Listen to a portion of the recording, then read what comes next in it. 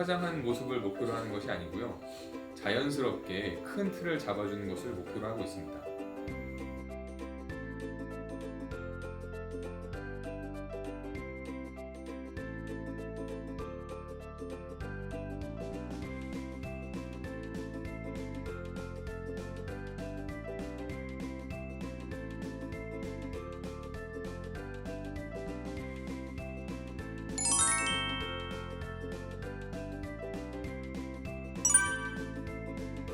네, 눈썹 문신 유지 기간은 보통 2년 정도로 보고 있습니다. 그런데 성별, 피부 유형, 생활 습관, 생활 환경에 따라서 다소 차이는 있겠죠. 네, 그 질문들 많이 하세요. 그 걱정들 많이 하시죠. 실제로 시술 후에 2, 3일이 지나고 나면 색깔이 더 올라오면서 진짜 짱구 같은 모습 때문에 좀 부끄러워하시는 분들이 있어요. 하지만 해결 방법은 있습니다. 처음에 시술할 때 조금 더 약하게 자연스럽게 들어가게 되면 그런 모습을 조금은 방지할 수 있어요. 다만 그럴 경우에는 리터치의 횟수가 조금 더 늘어날 수밖에 없겠죠. 눈썹 시술 부위에는 일주일 정도는 물이 안 닿는 것이 좋습니다. 그렇다고 세안을 안 할 수는 없고요. 세안할 수 있는 방법이 있습니다. 눈썹 부위에 바세린 연고를 좀 두툼하게 발라주시고요. 물이 닿지 않게 세안을 해주시면 됩니다. 화장은 당연히 그 시술 부위 이외에는 하실 수 있어요. 일주일이 지나고 나면 눈썹 부위도 세안하실 수 있습니다.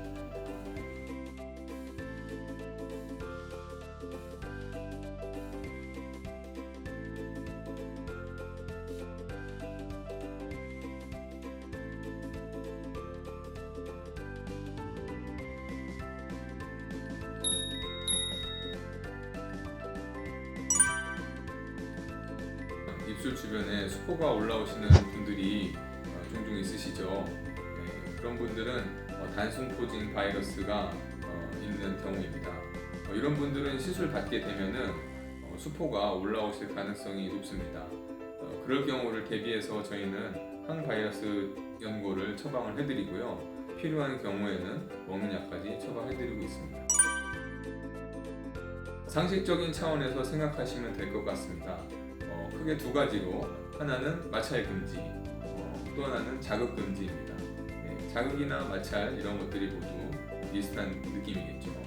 그래서 물을 드실 때에도 빨대를 사용해서 드시는 것이 좋고요. 매운 것을 먹게 되면 입술이 자극이 되겠죠. 그런 음식들은 피해 주시면 됩니다.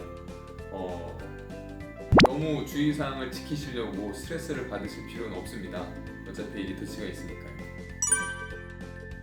네, 보통 리터치는 2번 정도 말씀드리고 있고요. 잘 안 될 경우는 3회 정도면 아주 충분합니다.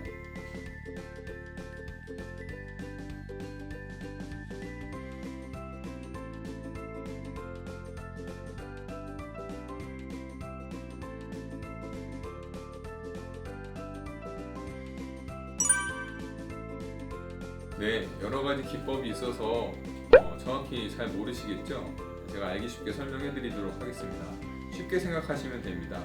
선으로 긋는 기법이 있고, 면을 채우는 기법이 있고, 면을 채울 때도 파스텔처럼 채우는 기법이 있으며 점을 찍는 기법이 있습니다. 그렇다면 어떤 기법을 선택해야 되느냐? 사실은 그냥 단순히 하나의 기법만으로 결과가 잘 나올 수는 없습니다. 사람에 따라서, 부위에 따라서 기법들을 종합적으로 섞어서 사용하는 것이 제일 좋겠죠.